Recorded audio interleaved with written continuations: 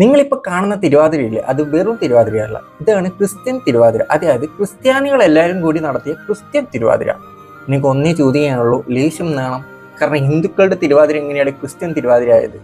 അതുമല്ല, പരമശിവന് വേണ്ടി പാർവതി ദേവി അങ്ങനെ എന്തോന്നാണ് ഒരു കമന്റിൽ കണ്ടത്. ഒരു മിനിറ്റ് ഞാൻ ഒന്ന് നോക്കിയിട്ട് പറയട്ടെ. പാർവതി ദേവി തന്റെ ഭർത്താവായ പരമശിവന് വേണ്ടി കളിക്കുന്ന തിരുവാതിരയിൽ എവിടെയാണ് ക്രിസ്ത്യൻ തിരുവാതിര വരുന്നത്?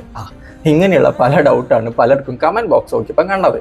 സത്യം പറഞ്ഞ ഈ ഒരു വീഡിയോ എനിക്ക് അയച്ചു തന്നിട്ട് ഒരാൾ പറഞ്ഞു ഇത് റിയാക്ട് ചെയ്യുന്നു. അപ്പൊ ഇത് തിരുവാതിര കണ്ടപ്പോൾ ഇതിൽ എനിക്കൊന്നും റോങ് കണ്ടില്ല, അല്ലെങ്കിൽ ഞാൻ ഇതിൽ എന്തോ റിയാക്ട് ചെയ്യേണ്ടത്. പിന്നെ കമന്റ് ബോക്സ് എടുത്ത് നോക്കിയപ്പോഴാണ് മനസ്സിലായ സംഭവം എന്താണെന്ന്. കാരണം ഈ തിരുവാതിര കണ്ടിട്ട് പല ആൾക്കാരുടെയും മതപ്രാന്തങ്ങൾ ഇളക്കി.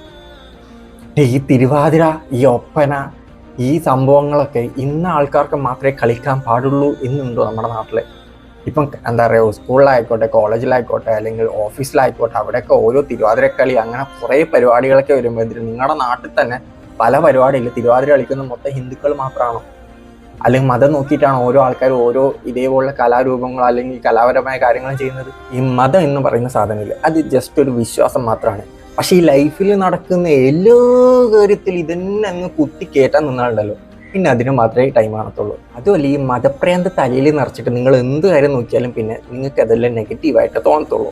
ഹിന്ദുവോ ക്രിസ്ത്യമോ മുസ്ലിമോ ഏത് മതം ആയിക്കോട്ടെ, അതിനേക്കാൾ എത്രയോ ഉപരി മുന്നിലാണ് നമ്മുടെ കലാരൂപം എന്ന് പറയുന്നത്. അതുകൊണ്ട് തന്നെ ഇതുപോലുള്ള കലാരൂപത്തിന്റെ ഉള്ളിലും മതം അങ്ങ് കൂട്ടിക്കിഴക്കേണ്ട ആവശ്യമില്ല. അതും ഈ കേരളത്തിൽ നിന്നുകൊണ്ട്. ഒന്നേ പറയാനുള്ളൂ, മതത്തിൽ വിശ്വസിക്കണോ വേണ്ടോ എന്നൊക്കെ നിങ്ങളുടെ മാത്രം ചോയ്സാണ്. പക്ഷെ മതമാണ് എല്ലാം, മതമാണ് ജീവിതം, അല്ലെങ്കിൽ മതത്തിലാണ് എൻ്റെ എല്ലാം എന്ന് പറഞ്ഞ് വിശ്വസിക്കുന്നത്, അതിനോട് എനിക്കൊന്നും പറയാനില്ല. കാരണം പറഞ്ഞിട്ടും കാര്യമില്ല എന്നറിയാം.